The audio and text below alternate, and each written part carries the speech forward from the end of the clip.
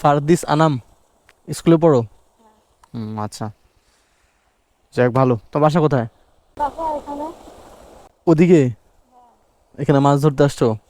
হ্যাঁ, আসলাম স্কুল থেকে আসলাম। স্কুল থেকে আসলা?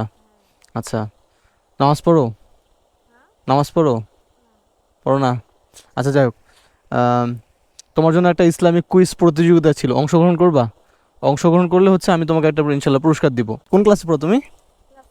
ক্লাস 6-এ? তাহলে তো অনেক বড় তুমি। আচ্ছা যাই হোক, এখানে হচ্ছে 3টা প্রশ্ন লেখা আছে, হ্যাঁ?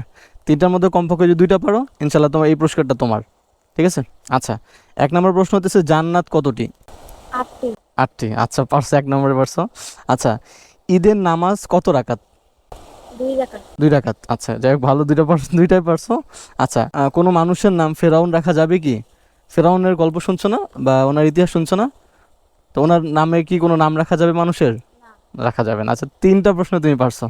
যাই হোক, এই প্রশ্ন, এই উপহারটা তোমার জন্য, যেহেতু তুমি এই কুইজ প্রতিযোগিতা অংশগ্রহণ করে জিতে জিতে গেছো আর কি। তুমি 3টা প্রশ্ন মধ্যে 3টা প্রশ্নই পারছো।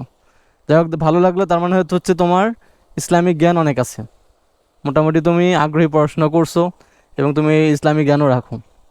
তো এই হঠাৎ করে এই পুরস্কারটা পাওয়া কি তোমার ভালো লাগতেছে? তুমি খুশি? এটা ভালো একটা হাসি হাসি দাও একটা।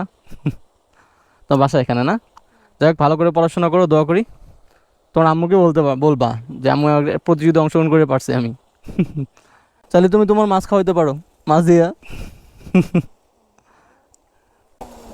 ইনশাল্লাহ ইনশাল্লাহ। দেখ, দেখে ভালো লাগলো ওই যে তুমি স্কুল থেকে আসছো, আইসা আবার মাছও ধরতেছো, সাথে হচ্ছে তেলটাও হয়ে গেলো, রান্না বান্না ভালো হবে, ভালো করে ভাজি করে খেয়ে নিবা।